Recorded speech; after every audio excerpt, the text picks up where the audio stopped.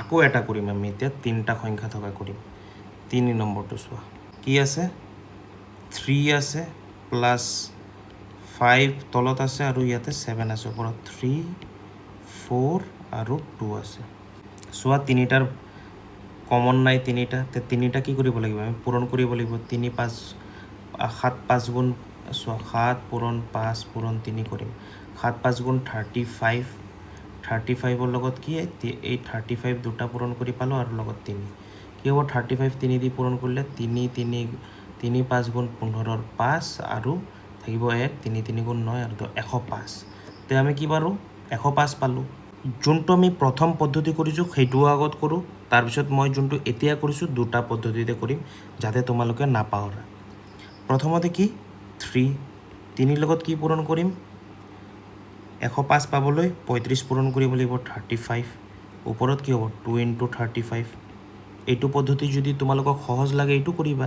বা মই এতিয়া যোনটো দেখুৱাই দিছোঁ এইটো যদি তোমালোকে ভালকৈ বুজি পাইছা সেইটোও কৰিব পাৰিবা আকৌ কি চোৱা 5 আছে 5ৰ লগত কিমান পূৰণ কৰিম 5ৰ লগত 7 আৰু 3 পূৰণ কৰিলে 21 হয় 21 পূৰণ কৰিলে 4ৰ লগতো 21 পূৰণ কৰিম প্লাছ 7ৰ লগত কি পূৰণ কৰিম 7টো বাদ দিলে 5 3 গুণ 15 পূৰণ কৰিম আৰু ওপৰতো 3 পূৰণ 15 কৰিম এতিয়া ৰিজাল্টটো বহুৱাই দিয়া 3 5 105 35 আৰু 2 পূৰণ কৰিলে কিমান হ'ব 70 হ'ব প্লাছ 5 আৰু 21 পূৰণ কৰিলে কিমান হ'ব 5 এগুণ 5 5 দুগুণ 10 105 ওপৰত কি হ'ব 4 এগুণ 4 তাৰপিছত 2 4 গুণ 8 84 প্লাছ আকৌ 75 105 হ'ব হৰ ওপৰত কি হ'ব 3 5 গুণ 15ৰ 5 থাকিব কিমান 1 3 গুণ 3 আৰু 4 45 তো এইবোৰ আমি কি কৰিম এতিয়া যোগ কৰি দিম 105টো আছে চেম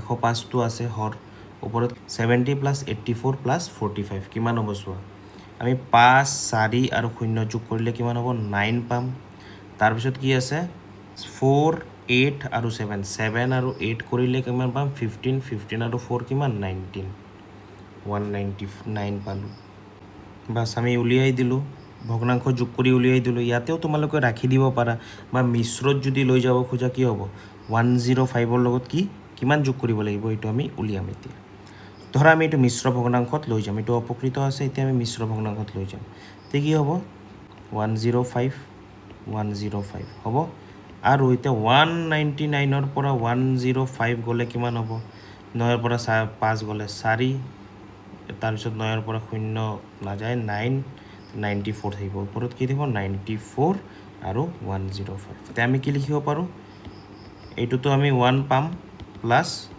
94 105 আমি 194 105 লিখিব পাৰোঁ ইমানটো উলিয়াই লিখিব পাৰা বা তোমালোকে যদি প্ৰায় সকলো একচেপ্ট কৰে ইমানলৈকে যদি তোমালোকে এৰি দিব পাৰা এতিয়া আমি কৰিম কি সেই পদ্ধতিটো যোনটো মই তোমালোকক দেখুৱাইছিলোঁ লিখা আকৌ কুৱেশ্যনটো লিখিম চোৱা 2/3 আছিলে প্লাছ 4/5 আছিলে প্লাছ 3/7 আছিলে আৰু আমি লসাগু কি 3 × 5 × 7 কিমান পাইছোঁ 105 পাইছোঁ তে 105 লৈ লোৱা এতিয়া 105ক 3 দি যদি আমি ভাগ কৰোঁ কিমান পাম এই দুটা থাকি যাব এই দুটা পূৰণ কৰিলে যোনটো থাকিব এইটোৱে 105ক যদি আমি 3 দি ভাগ কৰোঁ এইটোৱে পাম 7 5 গুণ কিমান 35 2 × কি হ'ব 35 লিখিম যোগ চিহ্ন আছে যোগ চিহ্ন বনাম আকৌ 105ক আমি 5 দি ভাগ কৰিম তেতিয়া কি পাম 3 7 যা কিমান 21 পাম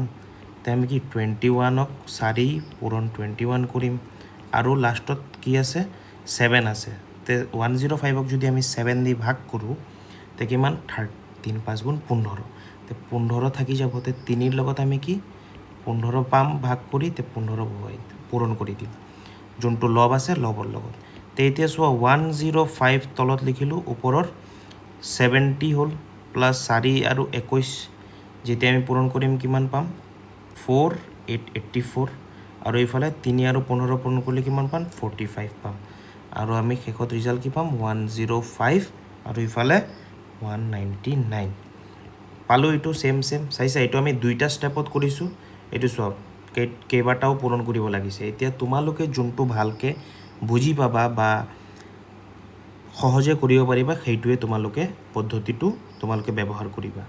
এইটোক যদি মিশ্ৰলৈ লৈ যোৱা কিমান পাম? ছেম 1 আৰু কি ওপৰত 94,105 এইটোও লিখিব পাৰা বা ইমানতো এৰি দিব পাৰা। ঠিক তেনেকৈ আমি ভগ্নাংশৰ যোগ কৰিব পাৰোঁ। যদি হৰ ছেম হয় বহুতেই ইজি, যদি হৰ বেলেগ বেলেগ হয় এই ব্ৰহ্মগুপ্তৰ পদ্ধতি সহায় লৈ আমি ইজিলি উলিয়াব পাৰিম। বাকীখিনি তোমালোকে ঘৰত প্ৰেক্টিছ কৰিবা। 2 এৰি দিছোঁ, মই 3 কৰিলোঁ, 4, 5, 6 কৰিবা নিজে নিজে। মই জানো তোমালোকে পাৰিবা, বহুতেই ইজি। যদি প্ৰেক্টিছ নকৰা তোমালোকে নোৱাৰিবা, তাৰ কাৰণে তোমালোকে নিজে নিজে প্ৰেক্টিছ কৰিবা। ব্ৰহ্মগুপ্তৰ যোনটো কিতাপ আছিলে সেইটোৰ নাম আছিলে কি? ব্ৰহ্মস্ফুট সিদ্ধান্ত। এই কিতাপখনতেই ভগ্নাংশৰ যুগৰ নীতিৰ বিষয়ে তলত দিয়া ধৰণে উল্লেখ কৰিছে। যদি ভগ্নাংশবোৰৰ হৰ ভিন্ন হয় তেন্তে ভগ্নাংশবোৰক একে হৰযুক্ত ভগ্নাংশলৈ ৰূপান্তৰ কৰিব লাগিব। আমি কৰিলোঁ। এতিয়া একে হৰযুক্ত ভগ্নাংশবোৰৰ লববোৰক যোগ কৰিলে প্ৰদত্ত ভগ্নাংশৰ যোগফলটো আমি পাম। দুইটা পদ্ধতি দেখুৱাইছোঁ, তোমালোকে যোনটো সহজ ভাবা সেইটো তোমালোকে কৰিবা। এতিয়া কৰিম আমি ভগ্নাংশৰ বিয়োগটো। ছেম পদ্ধতি, খালি যোগৰ ঠাইত কি আহিব? বিয়োগ আহিব। চোৱা কি কৈছে কিতাপত, অমূল্য এখন ৰুটিৰ 1/2 মানে 2/1 আৰু 4/1 অংশ খালে। 2/1 মানে এই অংশটো অমূল্যই খালে আৰু দীক্ষিতাই এই 4/1 খালে। কোনে বেছিকৈ খালে কৈছে? অমূল্যই বেছিকৈ খালে, যিটো আধা অংশ, হয়নে নাই? যদি এইটোক যদি আমি 4 ভাগ কৰোঁ, অমূল্যই 2 ভাগ খাইছে আৰু কি দীক্ষিতাই 1 ভাগ খাইছে, তে অমূল্যই নিশ্চয় বেছি খাইছে। একে হৰযুক্ত ভগ্নাংশৰ বিয়োগ। চোৱা, যেনেকৈ আমি একে হৰযুক্ত ভগ্নাংশৰ যোগ কৰিছিলোঁ, ছেম তেনেকৈ একে ভগ্নাংশযুক্ত হৰো বিয়োগ কৰিব পাৰোঁ। চোৱা ইয়াতে কিতাপত কি দিছে, ইয়াতে দিছে কি 6টা 1, 2, 3, 4, 5, 6 6টাৰ 5টা আমাৰ কি ৰং লগোৱা আছে, তাৰ মানে 6/5টা অংশ আগুৰি আছে যে এইটো। তাৰপিছত কৈছে 6/2টা 6টা ভাগ আছে, তাৰ মাজত 2টা আগুৰি আছে। তে এতিয়া যদি আমি এই ইয়াৰ পৰা এইটো যদি আমি বিয়োগ কৰোঁ তে আমি কিমান থাকিব? ধৰা এইটো কিমানটা 5টা ভাগ আছিলে, তাৰ পৰা আকৌ 2টা ভাগ আমি বিয়োগ কৰি দিছোঁ, গুচাই দিছোঁ, তে কিমানটা থাকি গ'ল? চোৱা 1, 2, 3 3টা, এই 2টা গুচোৱাৰ পিছত 3টা থাকি গ'ল আৰু 5টাৰ পৰা কেৱল এতিয়া 3টাই থাকিব। আৰু চোৱা ইয়াতে লিখিছে 1/6ৰ 5 গুণ, এইটোতো আমি গম পাওঁ 1/6ৰ 2 গুণ, 1/6ৰ 3 গুণ। সেয়ে আমি কি লিখিব পাৰোঁ? এইটোৰ পৰা এইটো গ'লে আমি ৰিজাল্ট কি পাম? 3/6। এইটো যদি তোমালোকে লঘিষ্ঠ আকাৰত লৈ যাব কয়, কেনেকৈ নিবা? চোৱা, ওপৰত এইটো 3 দি ভাগ যায়, এইটোও 3 দি ভাগ যায়, তে শেষত আমি কি লিখিম? ওপৰত হ'ব 1, তলত হ'ব 2। চাইছা? এইটো লঘিষ্ঠ আকাৰত আমি লৈ যাব পাৰোঁ। আৰু এটা প্ৰশ্ন, ৰহিমৰ ওচৰত ইমান লিটাৰৰ হালধীয়া ৰং আছে, তাৰে তেওঁ ইমান লিটাৰ ৰং ব্যৱহাৰ কৰিছে, এতিয়া কিমান ৰং বাকী থাকিব? টোটেল কিমানটা আছে? 1, 2, 3, 4, 5, 6, 7, 8 8টাৰ ভিতৰত কি 1, 2, 3, 4, 5 5টা, এই 5টা ভাগ আছে, মানে ধৰা 8 লিটাৰৰ বাল্টি 5 লিটাৰ ৰং আছে। এতিয়া তাৰে বোলে কি কয় 3 ভাগ কি ৰং ব্যৱহাৰ কৰিলে, মানে 3 ভাগ, এই 3 ভাগ যদি ৰং ব্যৱহাৰ কৰি দিয়ে, বাকী কিমান ভাগ থাকিব? 1 ভাগ 2 ভাগ থাকিব। এইটো চোৱা, এনেকৈ উলিয়াই দিছোঁ 2 ভাগ থাকিব। এতিয়া লঘিষ্ঠ আকাৰত নিয়াৰ পিছত আমাৰ কি 1/4 লঘিষ্ঠ আকাৰত নিবও পাৰা বা এৰিও দিব পাৰা। এইটো যদি টিচাৰে কয় তোমালোকৰ লৈ যাবলৈ তে লৈ যাবা, যদি কয় এৰি দিবা তে এৰি দিবা। আন এটা উদাহৰণ লোৱা, কিমানটা আছে? 9টা ঘৰ আছে, 3টা 3টা 3টা 9টা ঘৰ, 9টাৰ 7টা কি ৰং দিয়া আছে। তাৰপিছত ইয়াতে কি আছে? তাৰে আমি কি ইয়াৰ পৰা কি বিয়োগ কৰিব লাগিব? 9/4 4টা ভাগ আমি ইয়াৰ পৰা 4টা ভাগ বিয়োগ কৰি দিম, তে কিমানটা ৰং থাকিব? 3টা ভাগত থাকিব আৰু বাকীখিনি গুচি যাব, তে 9/3। এইটোক যদি তোমালোকে লৈ যাব পাৰা লঘিষ্ঠ আকাৰত লৈ যাবা, ট্ৰাই কৰিবা, শিকিবা। এতিয়া আমি কৰিম 7.15ৰ অনুশীলনীটো। ইজি এইবোৰ। ধৰা তলত কি হৰ ছেম আছে, 7ৰ পৰা 4 গ'লে কিমান? 3 হ'ব, 7ৰ পৰা 4 গ'লে সমান 3 হ'ব, তে 3 ওপৰত 10 তলত। ছেম তেনেকুৱা তলত 11 আছে, 6ৰ পৰা 3 গ'লে কিমান হ'ব? 3 হ'ব, 3 ওপৰত তলত কি হ'ব? 11 হ'ব এইটোৰ। ছেম 13 আছে, 11ৰ পৰা 5 গ'লে কিমান হ'ব? 6 হ'ব, তলত কিমান হ'ব? 13 হ'ব। ঠিক বাকী দুটা তোমালোকে কৰিবা, বিয়োগে কৰিব লাগে। 5ৰ পৰা 2 গ'লে কিমান হ'ব? 9ৰ পৰা 2 গ'লে কিমান হ'ব? কৰি ল'বা।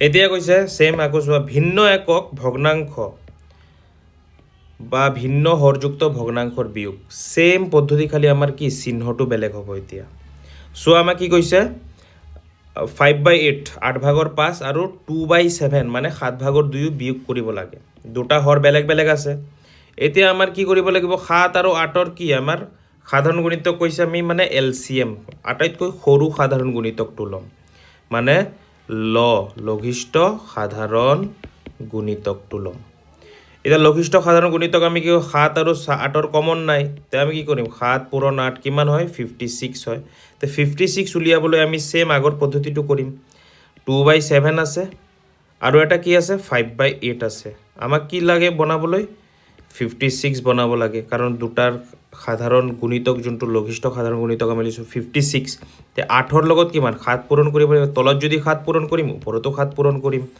তে তলত তেতিয়া 7ৰ লগত 8 পূৰণ কৰিলে 56 পাম তে তলত যদি 8 কৰোঁ ওপৰতো 8 পূৰণ কৰিম 2 8 গুণ কিমান 16 আৰু বোলে 5 আৰু 7 পূৰণ কৰিলে কিমান 35 তে কি হ'ব এতিয়া চোৱা 5/8 মানে কি 35/56 মাইনাছ আৰু 2/7 মানে কি 16/56 তে 35ৰ পৰা 16 গ'লে আমি কিমান পাম 19 পাম আৰু তলত হ'ব 56 ঠিক তেনেকৈ আমি প্ৰথমতে কি কৰিম হৰ দুটা সেম কৰিম বা যদি মই যোনটো তোমালোকক দেখাইছিলোঁ সেইটো যদি কৰা